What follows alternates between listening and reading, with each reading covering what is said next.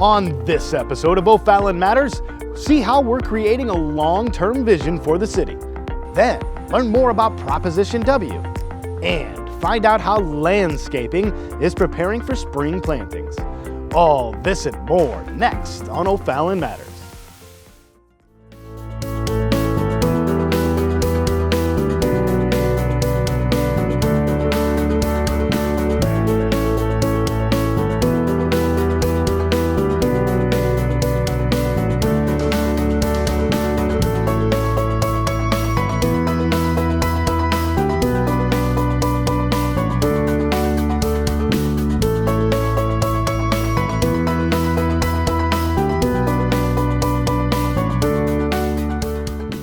This department assures that citizens receive a fair and impartial day in court.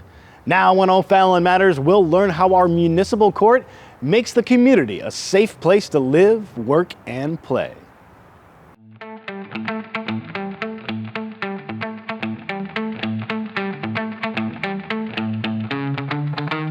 O'Fallon Municipal Court is a division of the Circuit Court of St. Charles County.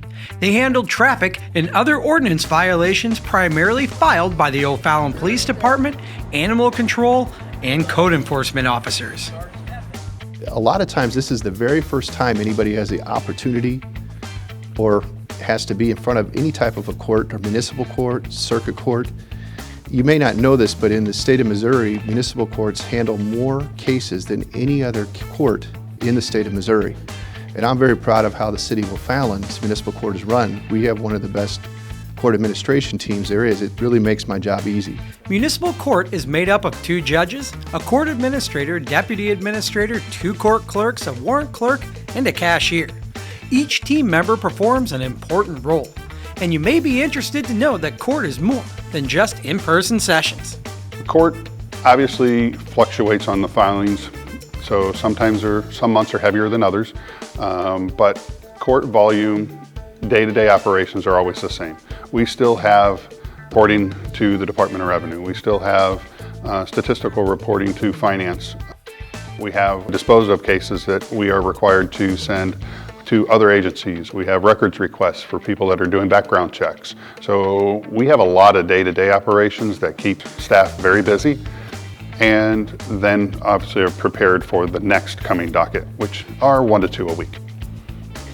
It's always the goal for municipal court to treat citizens who appear in a timely, courteous, and efficient manner. I want everybody to be treated fair, clear, and understand what is happening to them and their rights. If they're treated fair, they will leave here understanding why the process is necessary. We are here and open. We want to be available for anyone within the city to understand the process, but the key is that we are here to serve those that need the help. The job never stops in courts. Jeff's team processes over 10,000 cases a year, and his team enjoys serving the residents of O'Fallon along with the day-to-day tasks that make the department run. I enjoy the shuffling of paperwork, the assisting customers with questions, and also having a large workload on my desk and working through it to get it cleared off. I enjoy helping those that come to court. Court is not necessarily a place where people like to visit, so I try to make it as straightforward and quick and as seamless and easy as possible. And I hope to do that with a smile on my face. So if I'm here on a daily basis where I can give defendants or citizens any kind of assistance that will help them in their future endeavors to make them a better person, to get them driving on the roads in a safe and legal aspect, that helps us all. What I enjoy is that there's a lot of moving parts to the court process, from the time that the ticket gets filed to the time that they come to court. And there's a very interesting process, and there's a lot of new things that I learn almost on a daily basis. So it's neat to kind of see from the beginning to the end and just to see how the process flows. Our courts crew takes pride in helping residents fix any issues they may have with a violation. A prime example is many years ago I had a defendant that had been coming through the over and over and over, and he just needed a change. And I saw that he needed a change. So I got with the judge and we put him on a plan that if he stayed out of trouble for 12 months and paid his monthly payment, that the rest of his stuff would be disposed of. And so we gave him a break. 4 years later, he called me to thank me for that. So it's just helping those that need help, that don't know where to go. It's good to know that O'Fallon's Municipal Courts Division is providing a forum for justice that ensures all citizens are treated fairly and equally without discrimination while abiding by all guidelines and laws. We have probably one of the best leadership, and that is in Jeff and how he runs our court administration. I never have to worry about what's happening in the municipal court on a day-to-day basis. The relationship between the entire staff is very friendly, but also extreme pride in the city of O'Fallon and making sure it's done right, and that's important to me as well.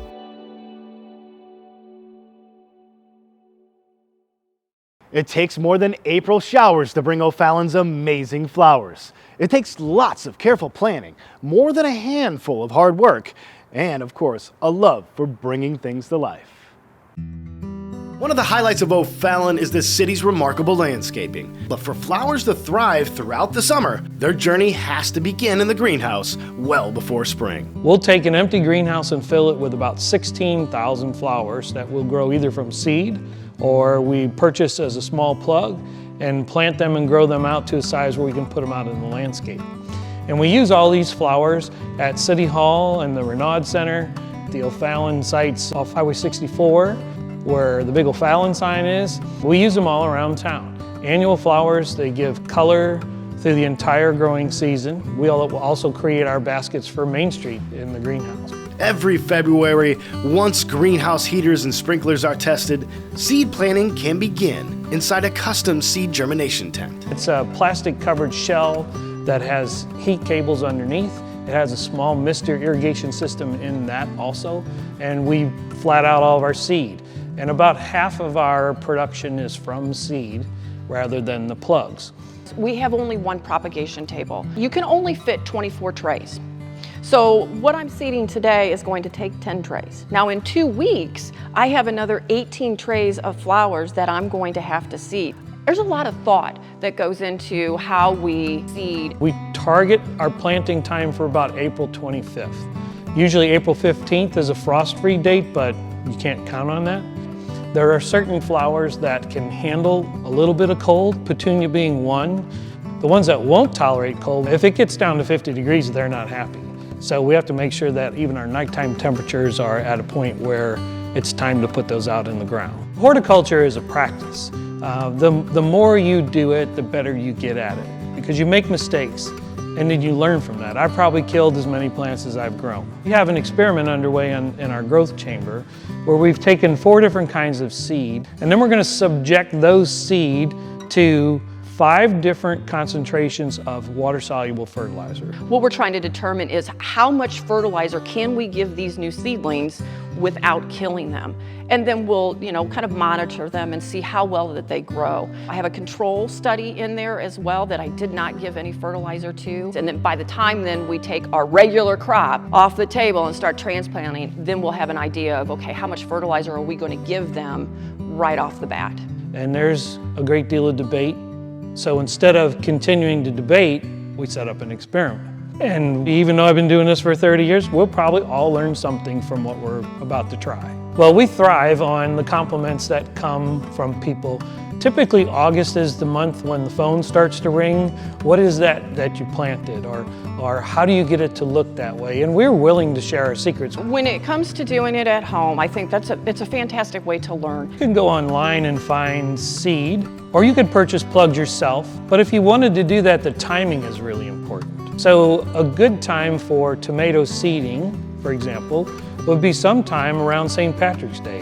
And I know that might not seem right, but you still have to take care of them until it's time to finally go outside. You've got to have the right temperatures. You might have to have supplemental light. So temperature, light, and moisture. The other thing is once they've germinated, you want to make sure that they are getting the proper amount of moisture so that they don't die. Every time that soil dries out, roots are dying. There are a lot of social benefits to what we do here, and I think that if we weren't doing this, people would notice. And I just I don't think that I would be happy if I wasn't doing it. I mean, there's a lot of things that I do here that, I really enjoy, but having the opportunity to get my hands dirty and actually grow something, it's life. The City of O'Fallon is creating a plan that will establish a long-term vision for our community. Kim Doan has more. David Woods, Director of Planning and Development, is overseeing the city's comprehensive plan. This plan provides not only a vision for the future of our community over the next decade, but also lays out the steps that are needed to make that vision a reality. The comprehensive plan, it's really a guide, it's a tool that the city uses to make decisions on land use, future development. It's also a good way, it's a resource to learn about the city, where we've been, where we've come, and how we've gotten there over the years, how we've grown. It really kind of looks at a lot of the information related to the city's population, housing, overall land use, how we're served by utilities, zoning, and future uses all over the city. And it's going to have, at the very minimum, a lot of goals and action items for the city to use to make better decisions moving forward. Last fall, the city hired PG AV Planners, a global leader in planning, design, and development consultation to public, corporate, and institutional clients. They created different scenarios and suggestions to help guide the city on what areas to focus on.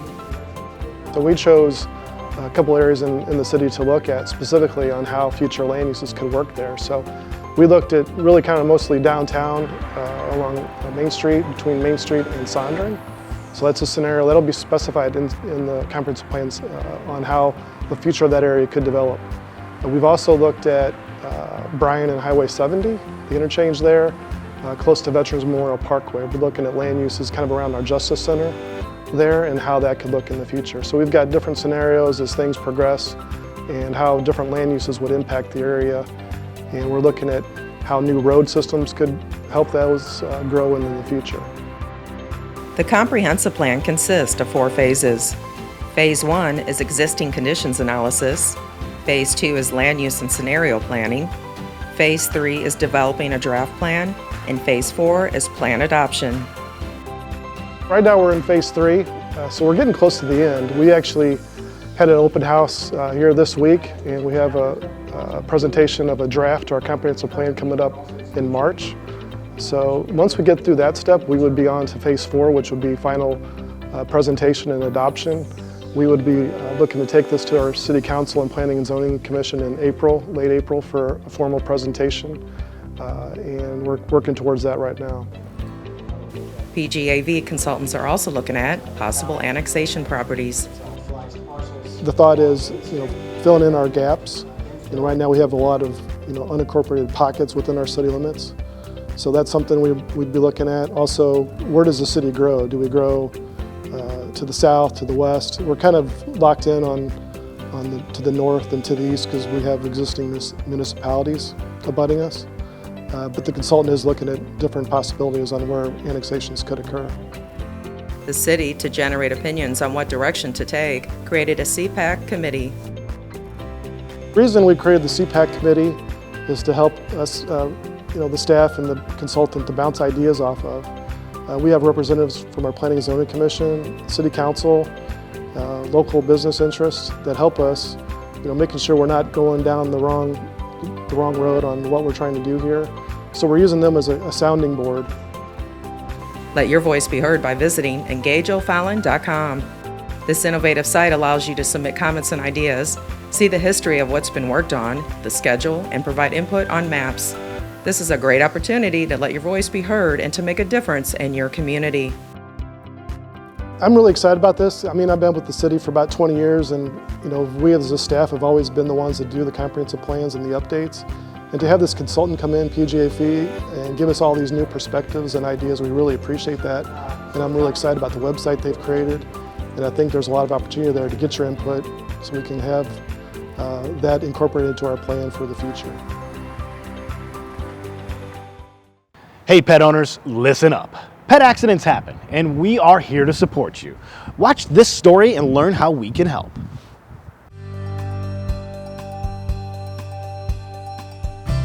O'Fallon City Council recently updated the ordinances affecting and regulating dangerous animals. This gives the animal control officer more options when they are going to be on the call, and then in reference to if it goes to trial, the municipal judge is going to have many more options as well. It means that if the family can meet certain requirements, then they get to keep that pet. Following the recommendations from O'Fallon's Animal Control Department, the ordinance allows dangerous animals to be kept within the owner's home after a bite or severe injury event, as long as certain conditions are met. Now, let's check out those conditions. The animal must be registered with the O'Fallon Police Department, and the O'Fallon Police Department must be notified within 24 hours of death or change in ownership. The animal must be impounded for quarantine following any subsequent bite or severe injury event. The animal must wear an orange identifying collar at all times with a dangerous animal tag. The animal shall be confined indoors or outside in a suitable kennel or enclosure. The animal must be leashed and muzzled when off the owner's property, such as during a walk. Loose or unconfined animals must be reported to the O'Fallon Police Department immediately.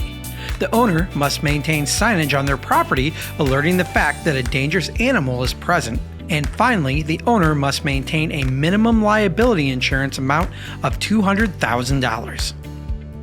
Each case of an animal bite or severe injury is different, and these new regulations will allow more flexibility in enforcing reasonable standards of care and allow the courts greater flexibility in adopting remedies best suited to the circumstances of each case. The severity of the bite will still mean in certain cases that it could go to a trial. If it does end up going to trial, at that point our municipal judge has more options. Before, he could only make 2 options, that it leave the city limits for good or possible euthanasia. At this point, he can still deem the animal fierce. However, you would be able to live by strict guidelines and still keep your family pet. Any violations of the conditions will result in the removal of the dangerous animal from the city. And all in all, it's keeping O'Fallon safe by still keeping pets with their families and still making the victims comfortable. In the end, it really comes down to help us help you and your pet. Proposition W will appear on the April 6, 2021 O'Fallon municipal election ballot. Let's find out more information. When water is brought into your home, it travels from the primary water in the middle of the street through a connecting water service line that generally travels under the front yard. Because this service line is under the homeowner's property, the connecting line from the primary water main to the house is the responsibility of the homeowner, meaning that if a line breaks, the homeowner is financially responsible. This April, O'Fallon voters will have the option to vote on Proposition W, which would add a new water line insurance program to protect homeowners from costly repairs to this line.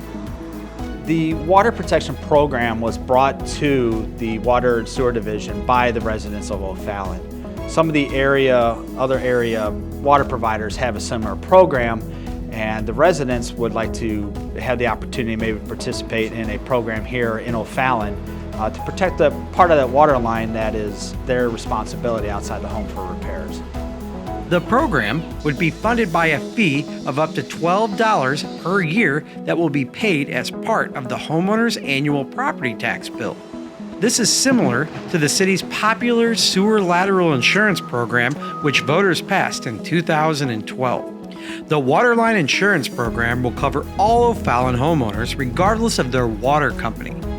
So the water protection program is going to cover the piece of the service line that is privately owned by the resident. That being the service line from the water main to the meter or the curb shut off, roughly about the property line, is covered by the water provider. From that point to the house is the responsibility of the resident.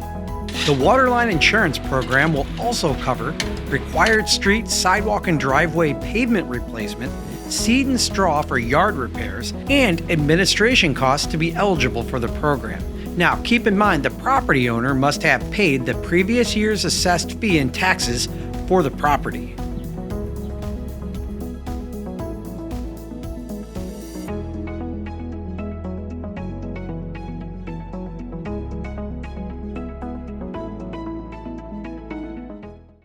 Thanks for joining us today. If you have a good story idea, please let us know. Email us at OFallonTV@ofallon.mo.us. And remember to give back to your community because O'Fallon matters to us all.